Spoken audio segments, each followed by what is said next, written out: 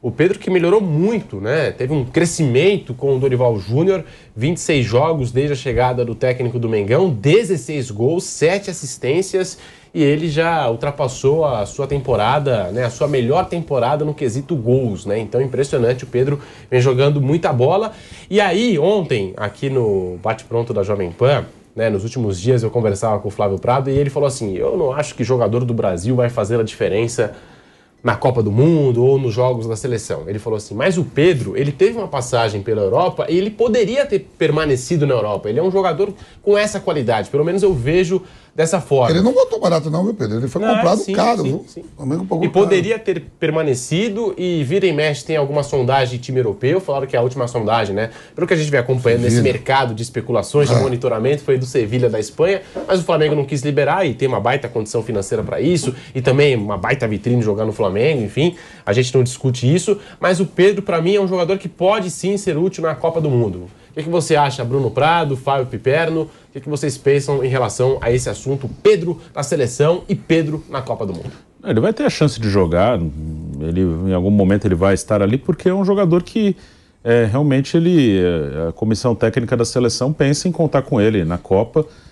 Pensa, como eu falei aqui várias vezes, é por uma coisa específica, por ser uma característica que eles acreditam que é diferente dos outros jogadores que eles têm.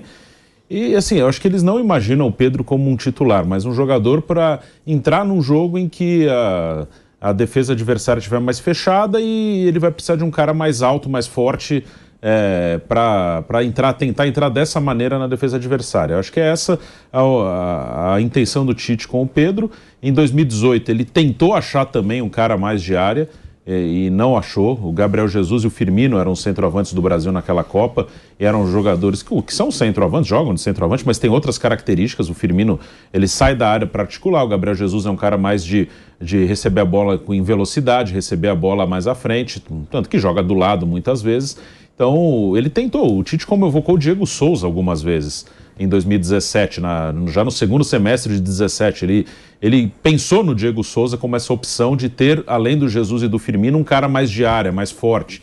E convocou o William José em 2018. Ele tentou, mas nenhum dos dois convenceu o Tite que deveria estar na Copa. E o Pedro é essa alternativa agora para 2022. E agora são 26 jogadores, então tem sim uma possibilidade bem grande dele estar na Copa. E para você, Piperno? Eu acho que provavelmente ele estará na Copa do Mundo, sim. Eu acho que ele vai ser utilizado nesses dois jogos. Talvez ele entre no decorrer dos jogos ou inicie o outro. O Pedro foi lá para jogar. E última convocação antes da Copa do Mundo, o treinador não chama o jogador só para conhecê-lo ali de pertinho, saber os hábitos dele, que perfume ele usa. Última convocação para a Copa do Mundo é para pôr o cara para jogar. É diferente de uma convocação feita 6, 7 meses antes. Diferente, por exemplo, daquela do Danilo que a gente citou há pouco. Lá ainda faltavam aí 6 meses para a Copa. Essa não. Essa o jogador não vai lá a turismo. Então essa o treinador leva. É aquela história que o Vampeta sempre lembra da convocação pro jogo lá contra a Islândia, né, Vamp? Antes da Copa. Ah, foi. É isso aí. O cara tá lá para ser visto. Então acho que ele vai ser visto, vai entrar e talvez ele participe dos dois jogos. E falando aqui das principais novidades na seleção brasileira, quer falar, Vamos, sobre o Pedro? Não, tô falando assim, só para resumir. Não, pode falar. Eu trabalhei com o Parreira no Corinthians, né? O professor teve na Copa de 94, quem viu os treinos. Aí eu perguntei pro Parreira, né? Eu falei assim, nas nossas conversas, assim, na nossa concentração, eu falei, professor, por que você não deu uma oportunidade ao Ronaldo jogar No meio da Copa. na Copa? 3-0 contra Camarões, teve jogos lá, tudo bem, não com 10 contra os Estados Unidos, 4 de julho, que o Leonardo é expulso. Mas teve uma oportunidade, ele falou, Vampeta, quem estava na Copa e viu os treinos do Ronaldo, o que o Ronaldo fazia nos treinos, se eu boto o Ronaldo, Romário e Bebeto, eu não ganho a Copa. E eu não quis nem arriscar ele em jogo nenhum, porque eu sabia que ele ia fazer um carnaval, um salseiro e a imprensa, o povo brasileiro ia querer que botasse ele de qualquer jeito e a gente ia ficar com 3 caras parados lá na frente, eu não ganharia a Copa do Mundo. Ele falou para mim, que ele guardou. Mas entrou Viola, entrou Miller, entrou Paulo Sérgio nos jogos. O Miller entra contra Camarões, quando o Brasil está dando 3-0. O Viola entra na final contra a Itália, na prorrogação. Estreou na Copa, né? Na final. Na final. E ele falou para mim, então é a mesma coisa assim, Tem treinador que tem um cara ali, mas ele fala assim, eu não vou botar, que esse cara pode me complicar e querer daqui a pouco que... É tipo assim, o Pedro tá chegando agora e você tá na janela. O Matheus Cunha tá na frente, o Richarlison tá na frente. Bota o Pedro hoje, o Pedro mete 3, professor. O que é que a gente vai falar aqui no dia seguinte? Eu vou falar que o professor Tite foi um gênio, colocou o Pedro na hora certa, mostrou... Tem treinador que não quer esses elogios nesse momento. Então... entendeu o que eu tô falando? Mostrou o Parreira não queria isso. Mostrou que não é, digamos assim, divorciado do que pensa grande parte do público que gosta de futebol no Brasil, e ele vai sair aplaudido. Quer dizer, eu acho isso. Quer dizer, porque se o cara convoca e não coloca para jogar com temor que o cara vai fazer um grande sucesso e vai arranjar um pepino para ele, é difícil entender esse negócio. Pelo contrário, eu acho que se ele convocou, ele poderia ficar orgulhoso. Eu convoquei na hora certa. Se eu convoco um mês antes, esse cara não faz isso. Tem história da bola aí que você sabe, por exemplo. Não, a despedida do... o Zico foi no jogo do Maracanã e trouxe o Maradona. Vocês vão lembrar disso, trouxe o Maradona. Aí aquele repórter lá da Globo, lá, o pernambucano, levou o Jacozinho. O Jacozinho não tá na parada, o Canudo. O Jacozinho não tá na parada, tá o Maradona, o Zico, todo mundo, as estrelas do mundo todo. E não sei como arrumaram o material e deram pro Jacozinho. O Jacozinho entrou... Diz que Zico, Maradona, que é esse cara aí que não é convidado e fez uma maior fumaça, foi um maior rebu, que até hoje a gente lembra. Até hoje a gente lembra disso. Quer dizer, então, a gente está chegando à conclusão. A gente está chegando à conclusão aqui, Pedro. Está chegando à conclusão aqui. Não vou botar que esse cara vai me arrumar dor de cabeça. Que algumas convocações o técnico trouxe para o cara não dar certo. Não, tem, no futebol tem.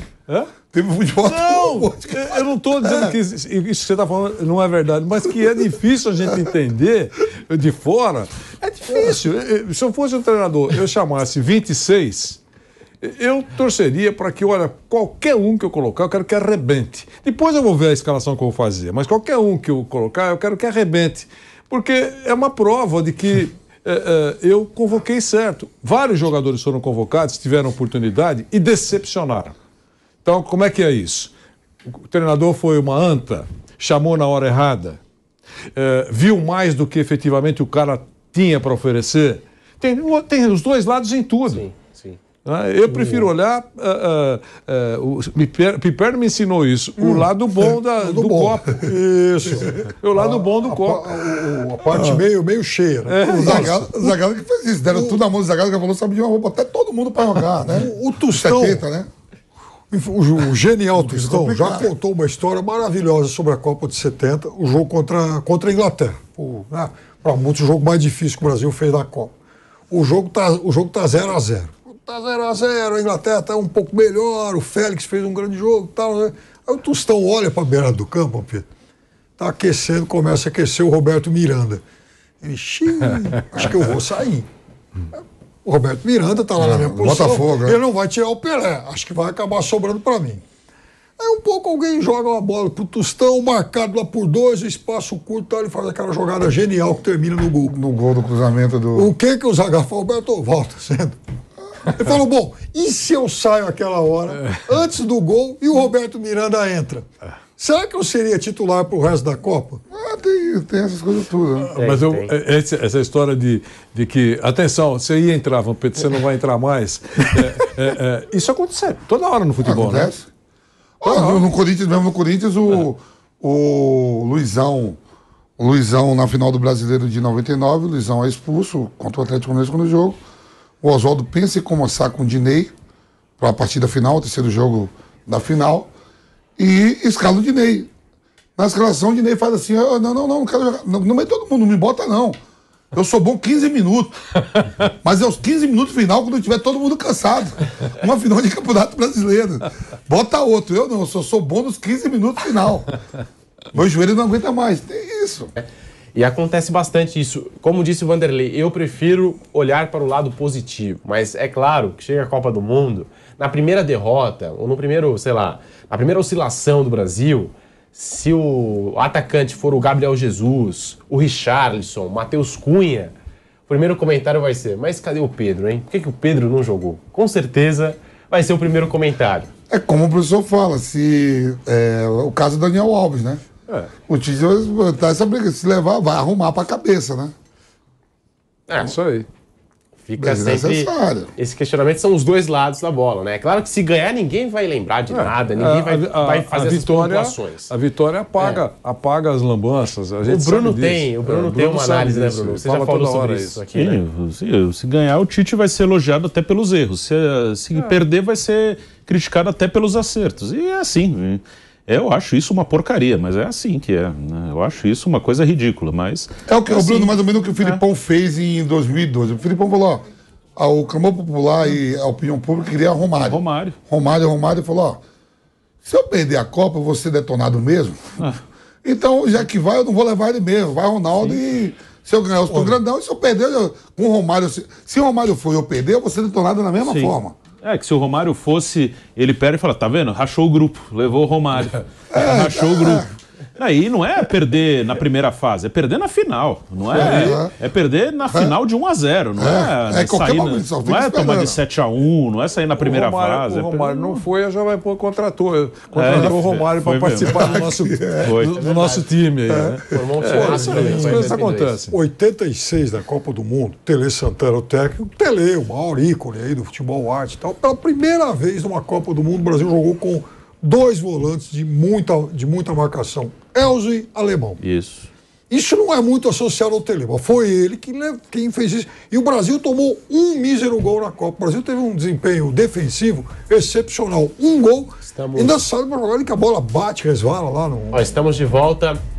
Estamos de volta, a TV Jovem Pan News, falando aqui de seleção brasileira, contando as histórias aqui do Vanderlei Nogueira, do Vampeta, do Fábio Piperno. Te interrompi, Piperno, não pode seguir falando. Não, então. Agora na TV Jovem Pan News. Dizia então que em 86 o Tele pela primeira vez escala uma seleção brasileira, uma Copa do Mundo com 2 volantes de marcação. O ícone do futebol arte. E a seleção brasileira teve um desempenho defensivo excepcional. Tomou um gol em 5 jogos e nesse único gol a bola ainda desvia, o Ronaldinho tira do Carlos e o Platini só empurra pro gol. Beleza. Aí a seleção é eliminada nos pênaltis, depois de ter feito uma belíssima partida, bola na trave, o goleiro bate defendendo tudo e tal. O Brasil perde nos pênaltis. Um jogaço. Aí o Brasil chega, desembarca. Mas aí que tá o negócio, é porque o Tele não pensa em defender, não sabe defender. Então, só pensa em futebol arte, não sei, e depois ele é um técnico pé frio. Olha bem o que é a mitologia em torno disso. Ele botou 2 volantes marcadores, tomou um gol na Copa. Foi eficiente, tomou um gol na Copa e ele é criticado porque não toma os devidos cuidados defensivos. Carregou isso de 82, né? Carregou isso de 82. Até nessa última sequência agora do Brasil, nas últimas 4 Copas, né, que o Brasil não venceu 2002, aí são 4 Copas. Em 2 delas, o Brasil foi eliminado fazendo jogos muito bons. Em 2010 com a Holanda e em 2018 com a Bélgica. Foram 2 jogos que o Brasil perdeu e poderia ter vencido. Esse ano é o maior jejum, né? Vai igualar o que foi de 70 a 94. 5 Copas. Vai igualar. Iguala?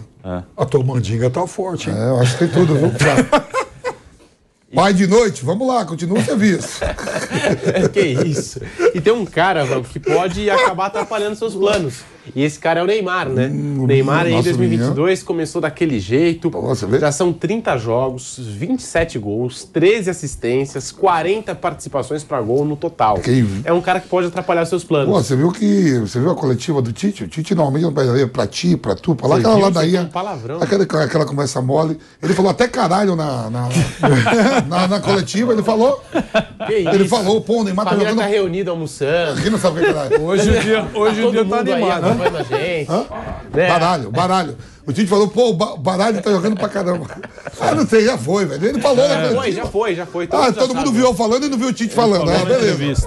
Eu tô falando aqui, o Tite falou pra todo mundo que ele tá dando coletivo. Aí no dia seguinte você viu, né, o que ele fez. Pediu desculpas, né? Ele falou assim, olha, eu quero dizer que eu não falo só para as pessoas que... Eu falo para as crianças também. Então eu quero pedir desculpas da minha entrevista de uma... Tudo bem, eu entendi. Vai em casa para ver o que a criança fala para nós. Eu entendi. É pior do que o Tite, as crianças. Mas ele teve... cascata, o povo sabe que tá do outro lado. Mas ele a comida chega da escola, não, mãe, cadê a comida? Não vai sair não, tá aqui, tô com fome. Mas ele teve que dar uma ajeitada, é isso que ele teve que dar uma cascateiro. Quem deixa do jeito que tá, que todo mundo sabe que não é cascata. Chega em casa os meninos com fome agora da escola. Tá vendo a gente? E a panela lá do feijão tá cheirando e ele, ai, aí, como é que é? É que eu não ia dar outro, já vi outro palavrão já. Sextou. Hoje é um dia, né? Você vai pro dia tá animado Ânimos hoje. exaltados, né? Depois daqui a pouco começa o pânico, né? Começa. Aí Já o já. pau quebra lá também, depois vem o Piper. Hoje a Jovem Pan tá que tá, hein? O Piper não tá dando risada agora, tá se divertindo. Constantino, segura a onda hoje. Viu? Marco Antônio também, né? Todo o time da Jovem Pan aqui. Mas o Piperno, no momento, você pode ver Fábio Piperno aqui, ó, numa boa, sorridente, tranquilo. Mas às sextou. 16 horas ele vai estar... É verdade, mas daqui a pouco, aí o bicho vai pegar. Daqui a pouco ele bota o terno. Bota o terno, é verdade. Nós estamos aqui falando da seleção brasileira, falando do Neymar. E aí a gente pega esses números, 30 jogos, 27 gols. O quão empolgado o torcedor brasileiro pode ficar com o Neymar? A expectativa em cima do Neymar para a Copa do Mundo. A Copa do Mundo aí, 32 seleções. Você vai pegar, assim, os principais jogadores de seleção. Por exemplo, o Neymar está vivendo um grande momento, o Mbappé também está muito bem, o Messi também está bem. O Cristiano Ronaldo que está baixo, né, cara? Sim, com aquele negócio de querer sair, não sei, não sai. No banco do Fez gol United. até na rodada passada, Liga bateu um Europa. pênalti, Mas assim, muito time, tá muito Mas tem uma distante. coisa favorável nisso aí, velho, porque eu Que vejo. estão deixando ele quietinho, né? Ele sempre chegou estropiado em Copa do Mundo, com problema físico, com Ele tá quietinho aí, eu também. Tá jogando menos em vai chegar números e inteiro. quantidade. Jogos. Eu acho que ele vai dar esse arriscar Vai chegar tudo inteiro. nisso ainda, não? Última Copa e tal. Não tá reclamando, tá ficando no banco, tá quietinho. Acho que tá só preparando pra Copa mesmo. E para você, Fábio Piperno, Neymar na Copa do Mundo, sempre tem uma expectativa muito grande em cima do nosso Neymar. Uma expectativa justificada. Ele é o maior talento que o Brasil revelou nesse começo de século. E o Brasil, para ganhar a Copa, vai ter que ter um Neymar jogando bem. Se o Neymar não estiver jogando bem, a chance do Brasil diminui consideravelmente. Então vai torcer muito por ele. E eu acho que ele tem tudo para fazer uma grande Copa, porque, a exemplo do Cristiano Ronaldo, o Neymar também sempre chegou, na última chegou, né? Baleado, tinha sofrido aquela lesão no começo do ano, a fratura lá do dedo. Depois, em 2014, ele se contundiu no meio da Copa. Ele e agora tava bem. não. E ele estava bem. Ele tinha feito 4 gols em 5 jogos Exatamente. em 2014. Então, acho que Vanderlei, vai bem. rapidinho, 20 segundos que eu tenho que devolver para a TV Jovem Pan News. Tenho que Rápido. passar a bola. O Neymar estava em decadência, entre aspas, até pouco tempo e estava tirando o sono do Tite. Agora você viu que o Tite expressou com muita emoção o momento que ele está vivendo. É ótimo que ele esteja em ordem e a gente pode ficar muito mais forte na Copa.